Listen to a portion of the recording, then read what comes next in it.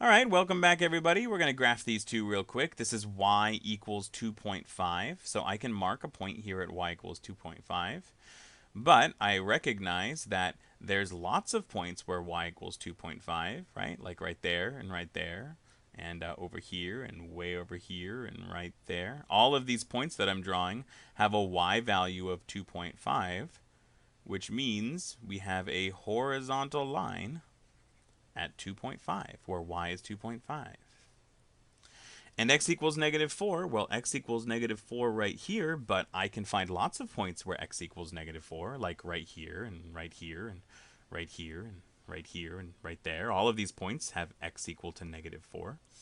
So I'm going to go ahead and draw my line, because that line represents all the points where x is negative 4.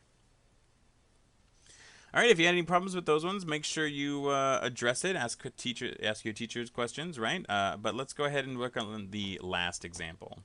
Now, we introduced the idea of a function in the last chapter. So recall that a function is a type of relationship where the number in the domain, the inputs, has exactly one corresponding number in the range, also known as the outputs. A linear function, then, is a function with an input-output relationship that forms a line. So when I call something a linear function, it just means that my x and y create a line. That relationship creates a line. Now, we've got this notation here that says f of x, which we introduced again in the last chapter. Y and f of x are the same thing. I want you to notice that this is the same as what we were doing before, but we're giving it some fancy words around functions, and that's it, right? It's the same thing. This is y equals negative 1/2 x plus 4, okay? That's it. We're giving a little bit of a restriction, and we're saying that the domain is greater than or equal to 0. Remember that the domain is your inputs. So when I say that the domain is greater than or equal to 0, all I'm saying is that the x values that we choose have to be bigger than 0. So let's choose a couple of these, right? We're going to plug in 0, 1, 2. Okay, we're just going to plug in 3 numbers. Y equals negative 1/2, plugging in the 0 plus 4, is going to give us y equals 4. So this is a point, y equals 4.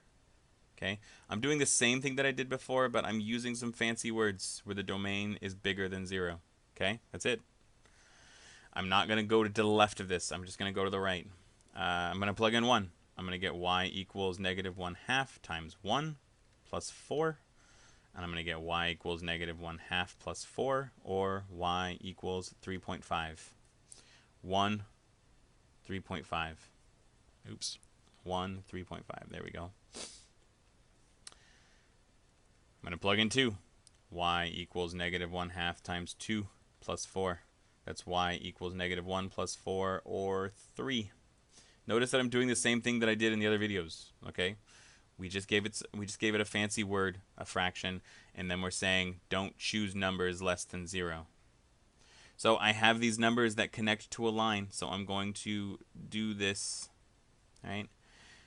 Now we're going to answer another question that says, then identify the range of the function. Well, remember that the range is the outputs.